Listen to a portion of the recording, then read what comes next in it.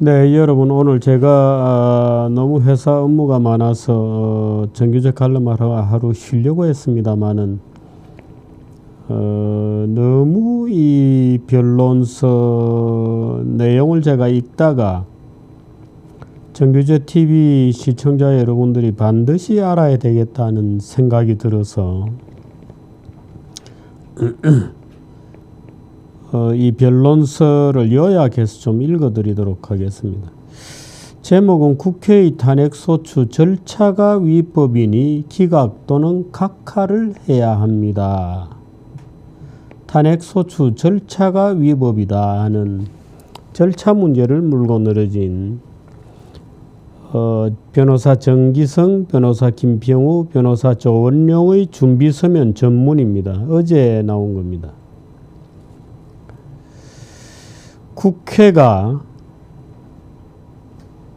졸속 탄핵소추 의결을 했기 때문에 위헌이다. 당연히 절차 위반으로 기각 또는 각하를 해야 한다 하는 것이 요지입니다. 대한민국의 법치민주주의에 대한 중대한 도전이다 하고 1, 2, 3, 4, 5, 6, 7, 8, 9, 10, 11, 12 결론 이렇게 되어 있습니다. 1. 대통령 탄핵 심판 사건의 특수성과 우리나라의 특이성. 전 세계적으로 제가 어제도 얘기했습니다만 탄핵된 경우가 없습니다. 미국은 미국의 탄핵의 원조입니다만은 없습니다. 이 사건 탄핵소추의 적법 절차 위반 내용, 헌법재판소 구성의 위헌성, 이건 지금 9명을 못 채우고 있다는 겁니다. 4. 졸속 탄핵 및 탄핵소추 과정의 위법성과 관련한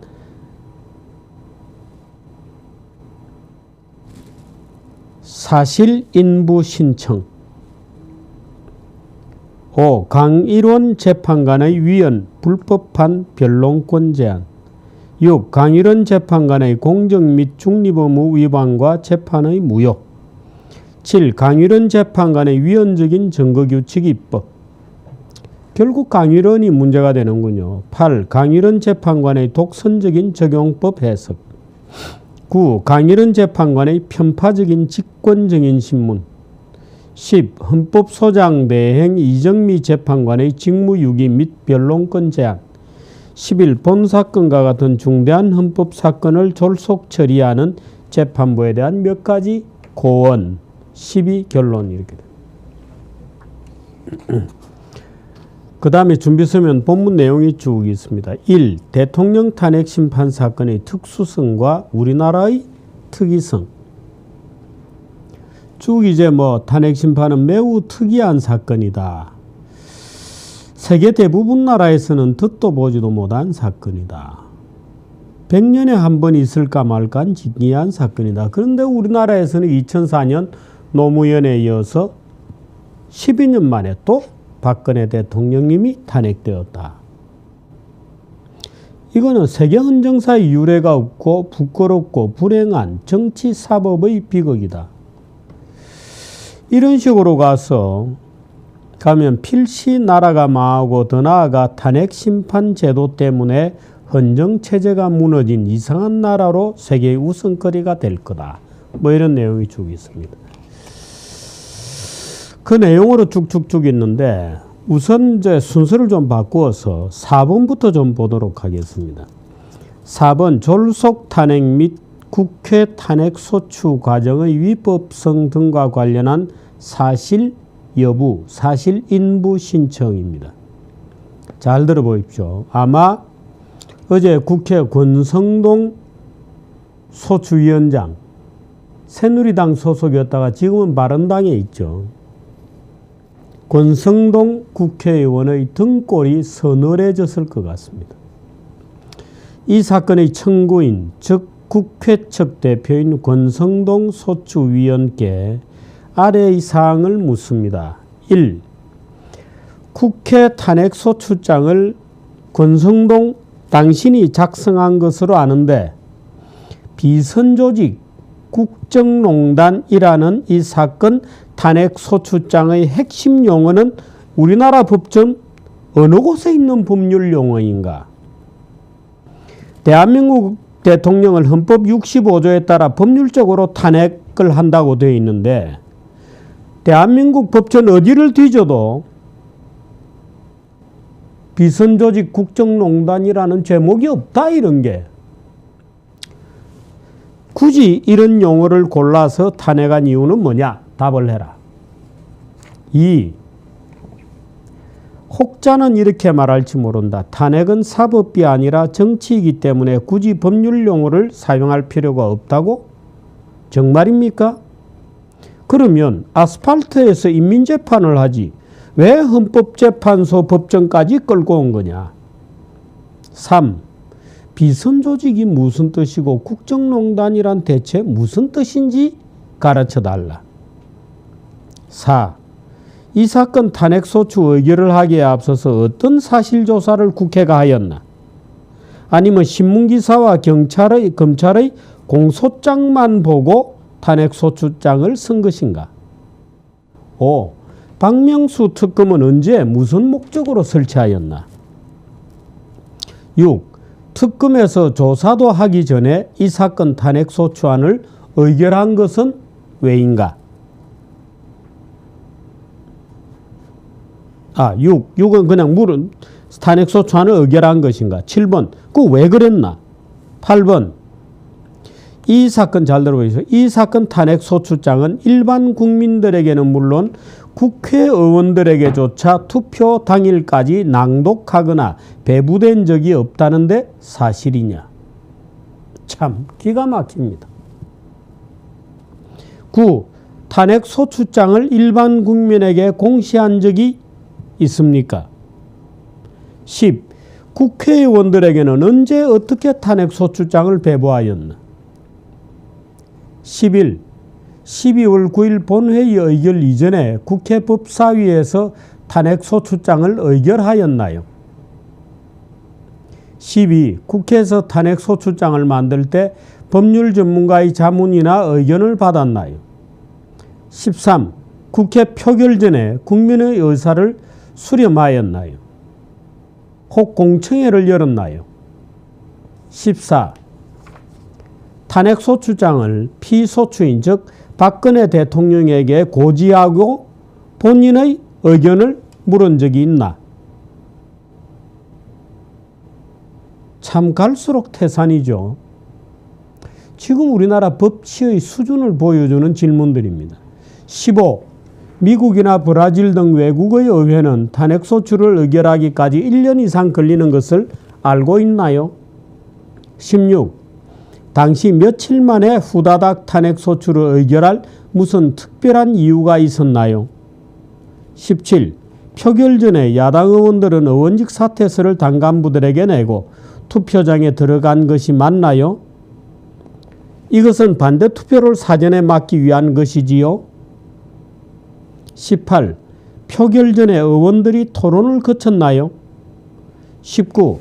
탄핵 사유가 13개 항목인데 사안별로 투표하지 않고 13개 사항을 일괄하여 투표한 것이 맞나요? 20. 왜 탄핵 사유별로 개별 투표하지 않고 일괄 투표하였나요? 21. 만일에 개별 투표하였으면 13개 탄핵 항목 중에 과연 몇 개가 의결되었을 거라고 권 위원장은 보시나요? 22. 세월호 사항은 반대가 많았기 때문에 끼워넣기 위해 일괄 투표한 것이 아닙니까? 23. 일괄 투표하면서 사유에 대해 투표한 것이 아니라 탄핵 찬반 투표를 한 것이 아닙니까? 24. 탄핵소추안 의견은 각계 사유별로 성립되는 법률 행위인 것은 혹시 아십니까? 25. 탄핵소추안 의결을 각 사유별로 특정시키지 아니한 채 찬반 투표로 결정하는 것은 위헌이나 위법이라고 생각하지 않으십니까? 26.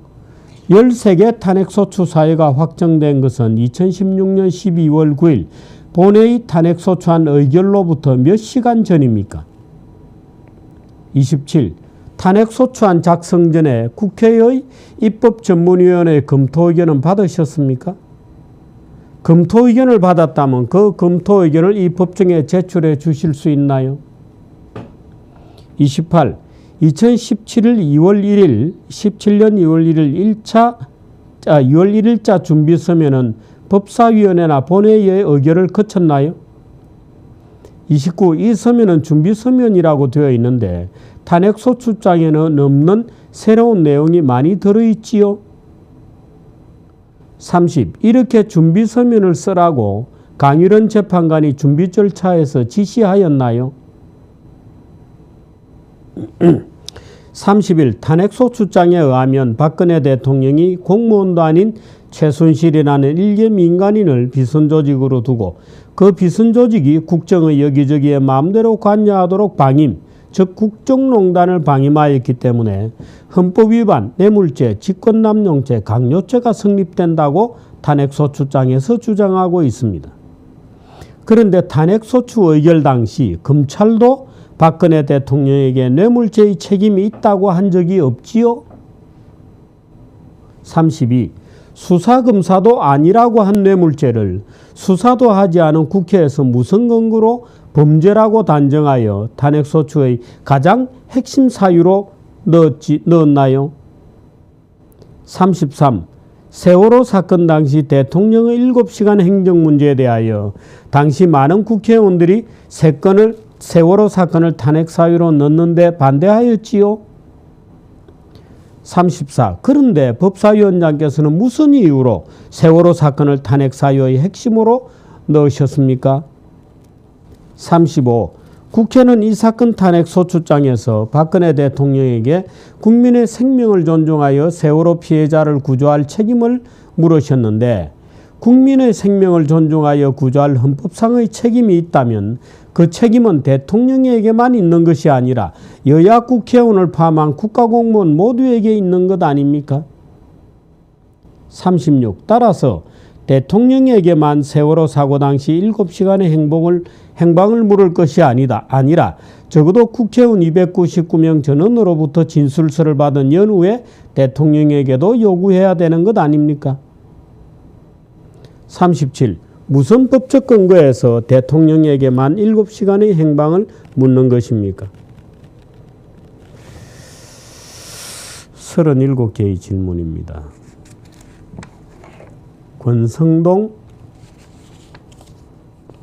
국회의원에게 던져진 질문입니다. 비선조직 국정농단이라는 법률 용어는 무슨 뜻인가요? 이렇게 묻고 있는. 또 적절한 절차에 따라서 탄핵소추를 하였는지, 그 탄핵소추는 자유로운 분위기 속에서 하였는지, 또는 조사 결과도 나오기 전에 국회는 어떻게 뇌물죄라고 단정하였는지 묻고 있습니다. 권성동 국회의원은 답을 해야 될 것 같습니다. 탄핵소추위원장이거든요. 답을 해야 됩니다. 저도 이것을 읽어보면서 그 당시 너무나 많은 혼란 속에 모든 일이 진행되었기 때문에 참 끔찍한 얘기가 이 스토리입니다. 그 권성동 위원장에게 묻고 있는 겁니다. 다시 앞으로 돌아가겠습니다.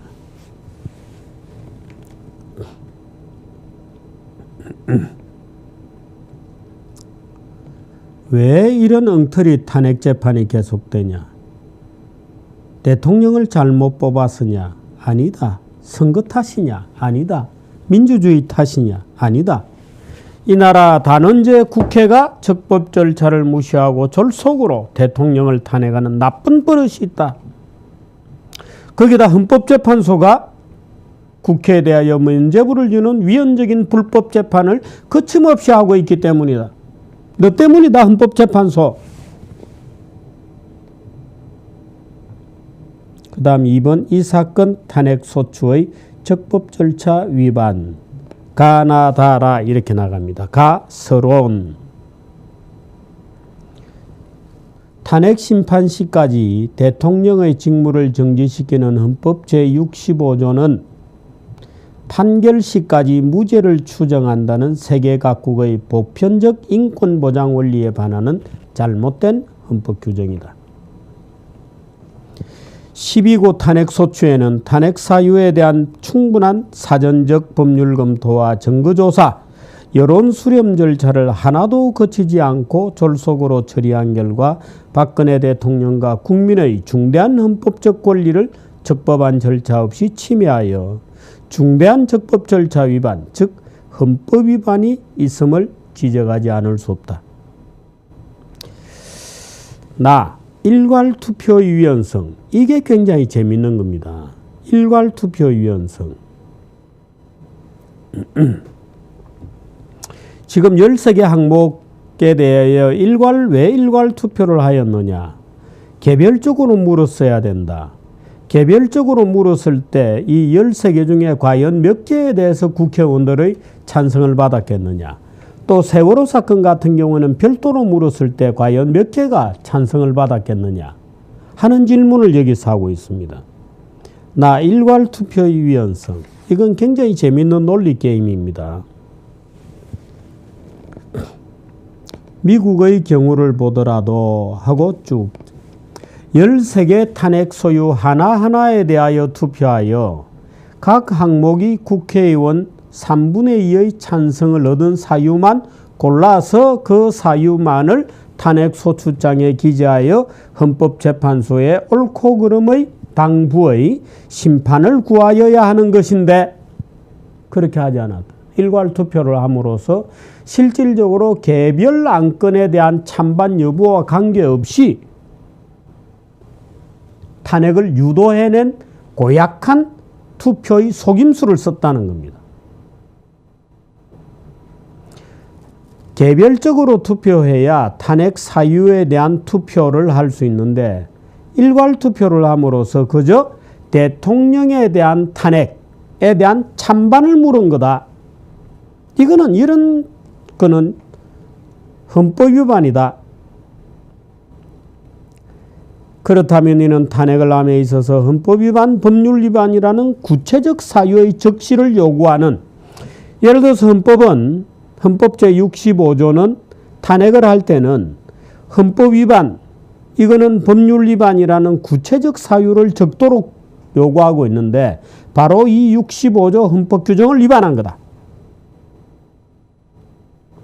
예컨대 이번 탄핵소추처럼 탄핵 사유가 13가지나 되는 경우 50명의 의원은 사유 1, 다른 50명은 사유 2, 이런 식으로 각기 다른 사유로 탄핵을 찬성하였다고 가정하면 만일 개별 사유별로 투표하면 13개 사유가 모두 3분의 2의 정족수에 미달하여 탄핵안이 하나도 성립되지 않을 수도 있는데 일괄 투표를 하게 되면 나머지 모두에 반대하는 경우라 하더라도 자기가 주장하는 하나의 그것에 찬성표를 던짐으로써 마치 13개 탄핵 사유 전부가 3분의 2의 찬성을 얻은 것처럼 잘못 외관상 표시되어서 의사와 표시 간의 불일치, 즉 착오가 생기게 되는 것이다. 구체적으로 이번 탄핵에서도 사유를 하나하나 뜯어보면 과연 3분의 2의 의원이 13개 사항 모두를 찬성하였다고 보기가 심히 의문스럽다. 단적인 예가 세월호 사건이다. 많은 의원들이 세월호 사건을 탄핵 사유로 하는 데는 공개적으로 반대하였다. 만일 개별 사유별로 투표하였으면 적어도 세월호 사건은 탄핵 사유에 포함되지 않았을 것이 분명하다. 이 굉장히 재미있는 문제입니다. 그러니까 13개를 뭉뚱그려서 투표함으로써 탄핵 찬성을 억지로 만들어내었다는 것. 그 다음에 다입니다. 가나다. 섞어지게 탄핵 사유의 위헌성 이렇게 되어 있습니다. 굉장히 이것도 재미있는 얘기입니다. 8개 법률 위반 사유의 핵심은 그러니까 5개 헌법 위반이 있고 8개 법률 위반이 있는데 그래서 13개입니다. 핵심은 미르재단, K스포츠재단의 기업 출연금 770억 원을 뇌물죄로 소추한 것이다. 것입니다. 만일 국회가 이를 뇌물죄 하나로 독립한 탄핵 사유로 구성하여 표결하였다면 과연 3분의 2의 의원이 뇌물죄 적용에 찬성 동의하였을까요? 지금 탄핵 소추장을 보면 미르재단, K스포츠재단의 관련 사건의 죄명이 뇌물죄, 직권남용죄, 강요죄라고 써놓은 겁니다. 뇌물죄, 직권남용죄, 강요죄.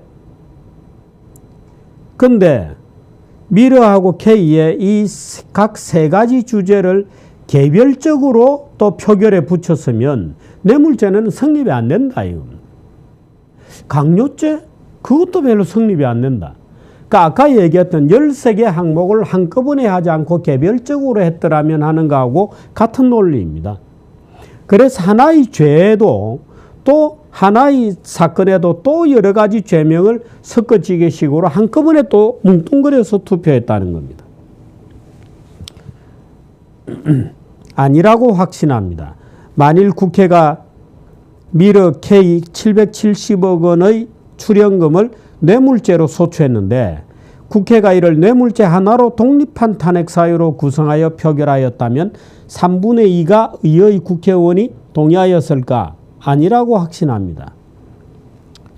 왜냐하면 기업 출연금 770억 원은 박근혜 대통령이나 최순실이 한 번도 만져본 적이 없이 처음부터 끝까지 재단이 가지고 있었고 지금도 가지고 있기 때문에 삼척동자도 이것을 대통령이 이득하였다고 볼 수 없다. 그래서 이영렬 서울지검장조차 이 770억 출연금을 뇌물죄로 기소하지 못했던 것이다. 그런데 강요죄, 직권남용죄 이런 거하고 섞어가지고 표결에 붙여서 3분의 1을 만들어냈다는 겁니다. 원혁 씨 이해되죠? 충분히 이해되죠? 예. 아니 원혁 씨 머리 좋습니다. 근데 제가 물어본 겁니다. 원혁 씨가 기준은 아니고. 그런데 국회는 이를 뇌물죄 하나로 구성하지 않고 직권남용죄, 강요죄와 섞어서 하나의 탄핵 사유로 탄핵 소추안을 만들었다. 결과적으로 박근혜 대통령은 770억 뇌물범이라는 천하의 파렴치범이 되어서 탄핵이 되고 더 나아가 770억 원의 뇌물범으로 종신징역의 형을 받아 교도소에서 평생을 마치게 되는 기막힌 운명이 되는 것입니다. 이것이 어떻게 헌법과 정의, 공평에 맞는 탄핵소추안이냐? 말이 되냐? 우리나라 법전 어디에도 하나의 사건에 대해서 뇌물죄, 직권남용죄, 강요죄를 다 합친 그런 복합범죄는 존재하지 않는다. 아니 세계 어디에 가도 그런 게 없다. 이는 마치 사기죄, 공갈죄, 강도죄 세 가지를 한 개의 탄핵 사유로 묶은 것과 같다. 뇌물, 직권남용, 강요를 세 개의 경합범죄를 공동으로 범한 것처럼 만들어 놓아서 3분의 2 표결을 억지로 만들어내고 이제는 뇌물죄가 되어가지고 종신징역을 살아야 되는 범죄자로 대통령을 만들어 놓은 거다. 뇌물죄, 직권남용죄, 강요죄를 섞어찌개처럼 만들어서 사기죄, 공갈죄, 강도죄 세 가지는 공존하지 않는다.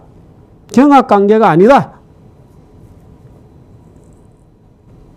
하나의 복합범죄, 쉽게 말해 섞어찌개 범죄를 만들어서 박근혜 대통령을 탄핵소추한 것이다.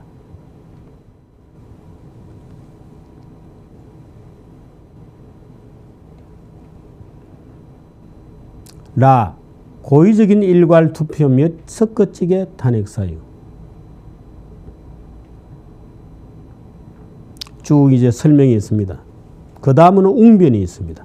만일에 권성동 법사위원장, 국회의장단, 각 당 대표, 간사들이 고의적으로 이런 섞어찌개 탄핵 사유와 섞어찌개 표결안을 만들어서 섞어찌개 표결안은 13개를 한꺼번에 한 거.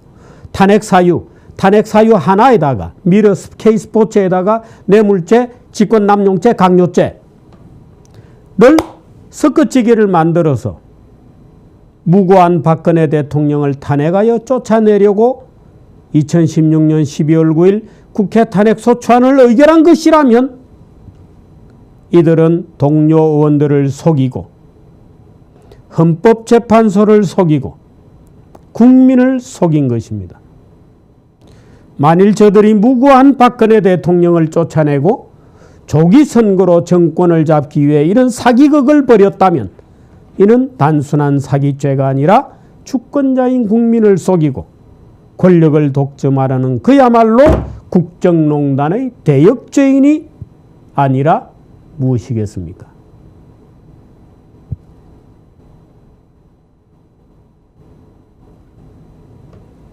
결국 국회의 일괄 투표는 중대한 헌법 위반의 하자가 있다고 하니 알 수 없습니다. 위의 주장을 입증하기 위해 외국 탄핵제도 전문가를 증인으로 신청하고자 하오니 기회를 주시기 바랍니다. 이렇게 넘어갑니다.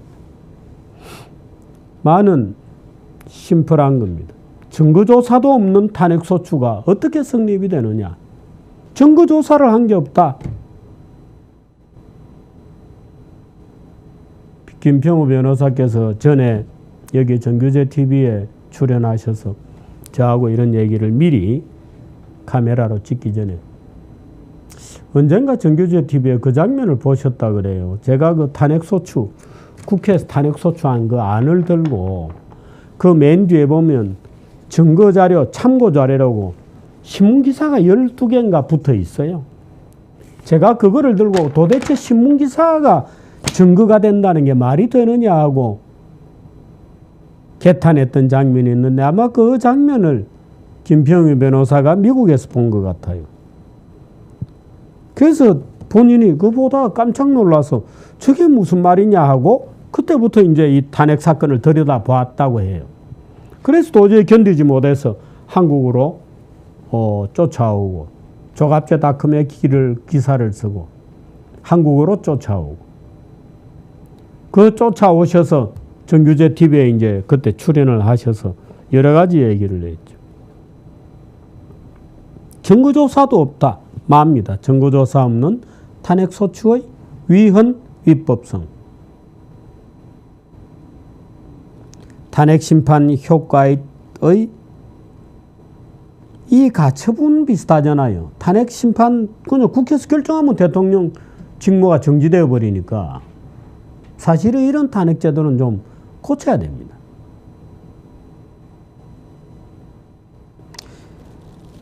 노무현 대통령의 탄핵과 지금 박근혜 대통령의 탄핵은 또 다르다. 노무현 대통령은 자신의 발언 자체는 다투지 않고 순전히 위법성만 다투었기 때문에 사실관계에 대한 증거조사는 거의 필요가 없고 법리검토와 법리조사만 있으면 되었다. 노무현은. 그런데 이번 사건은 다르다. 박근혜 대통령 탄핵 심판에 있어서 탄핵 근거가 박 대통령의 지시와 그와 관련된 최순실이나 비서관들이 한 행동이다. 그렇게 되면 이 모든 것을 조사를 해야 되는 거다. 그런데 이걸 안 한다는 게 말이 되냐 하는 쟁점이 되는 거.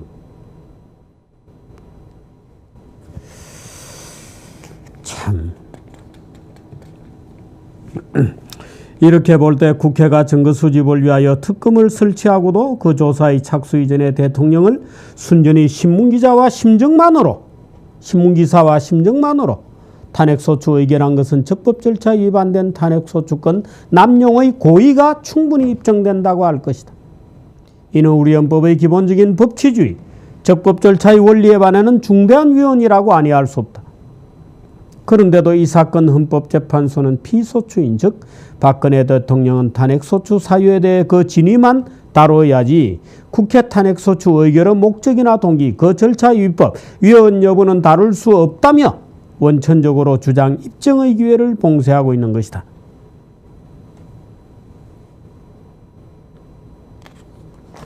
그 다음에 이제 증거 없는 졸속 탄핵소추의 부작용 이렇게 넘어갑니다. 그 권성동 위원 얘기를 제가 아까 했고요. 그 다음 부분은 강일은 재판관의 위법, 불법한 변론권 제한 이렇게 강일은 얘기가 쭉 나오고 강일은 재판관은 이번에 이 정기성, 김평우, 조원용 이 3인의 그 대통령 측 대리인들에게 치명상을 입었다고 볼 수 있겠습니다. 이 헌법재판소 구성의 위헌성 뭐 이거는 제가 생략하고요. 권성동 의원까지 했고 내일 강일은 재판관의 위헌 불법한 변론권 제한 문제에 대해서 좀 얘기를 들려드리도록 하겠습니다. 이 변론서를 작성한 사람은 정기성 변호사, 김평우 변호사, 조원용 변호사 그렇게 되어 있습니다. 우리나라 법치주의를 위하여 간곡히 부탁드린다 이렇게 이 변론서는 결론이 되어 있는데 이 내용도 너무 재밌습니다. 결론부터 한번 보고 갈까요? 결론부터 한번 보도록 하겠습니다. 12입니다. 결론. 대통령 탄핵 사건은 국회와 대통령 간의 권력 충돌입니다. 즉 일종의 정변입니다. 이동업 재판관 변호사도 그런 얘기를 했다고 하죠. 이 정치적 변란을 법관들이 재판하는 것이 과연 가능하냐고 의문을 가진 사람도 많습니다. 법의 잣대로 정치 권력의 싸움을 가린다는 것은 재판관들에게도 큰 부담이 됩니다.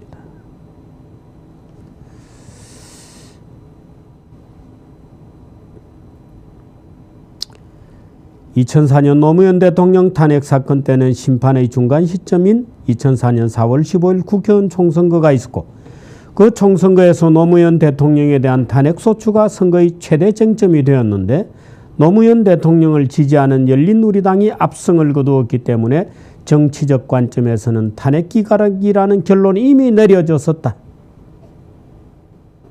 더욱이 사건 내용도 대통령의 공개 발언이 공직선거법 위반이라고 하는 비교적 경미한 내용이라 탄핵 결론도 자연스럽게 나왔다. 언론도 양측이 균형을 맞추었다. 따라서 헌법재판소는 중대성위법이라는 이론으로 타협적 판결을 내렸고 국민들로부터 환영받는 판결을 알 수 있었다. 그러나 이번 탄핵 사건은 내용이 복잡한 데다 770여 원의 뇌물죄 성립 여부가 핵심이라 사안이 심각하다. 탄핵이 만일에 인용되면 박 대통령은 검찰에 구속되어 교도소로 가게 될 것이 거의 확실하다.